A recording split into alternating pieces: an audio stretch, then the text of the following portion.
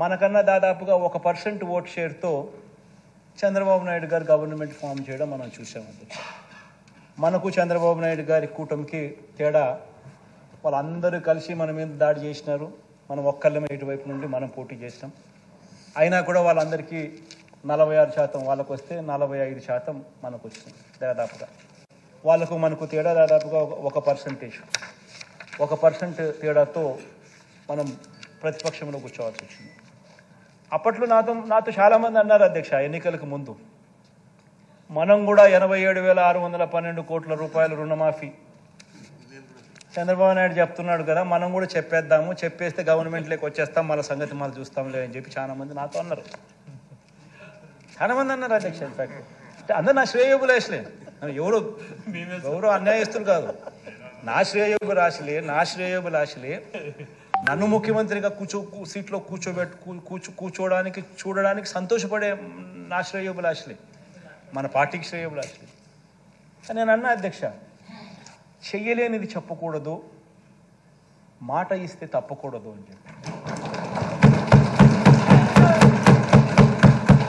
అధ్యక్ష, ఆ ఒక్క మాట నేను అబద్ధం చెప్పని కారణంగా, ఆ ఒక్కరోజు నేను అధర్మం చేయని కారణంగా 1%తో 5 సంవత్సరాలు నేను ప్రతిపక్షంలో కూర్చోవాల్సి వచ్చింది అధ్యక్ష. ఇది రియాలిటీ అధ్యక్ష.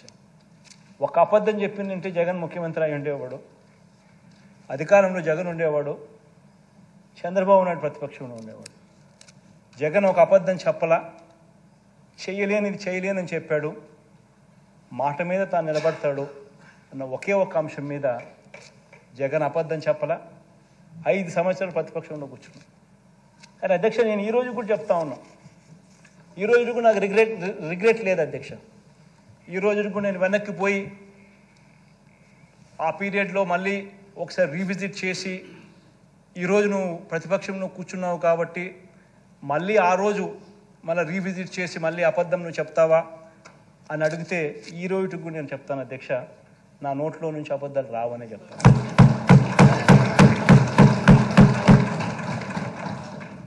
అధ్యక్ష, ఇది చాలా ఇంపార్టెంట్ అధ్యక్ష. ఎందుకనంటే నేను ఆ రోజు బహుశా నేను చేసిన ఆ పని వల్ల నేను అధికారంలోకి బహుశా రాకపోయి ఉండొచ్చు అధ్యక్ష. కానీ అధ్యక్ష, అధికారంలోకి నేను రాలేకపోయిన అధ్యక్ష, ప్రజల్లో విశ్వసనీయత అన్న అంశం ఏమిటి, విశ్వసనీయత అన్న పదానికి అర్థం మాత్రం జగనే విశ్వసనీయతకు అర్థం అని చెప్పి మాత్రం ప్రజలకు నన్ను నమ్మినారు అధ్యక్ష.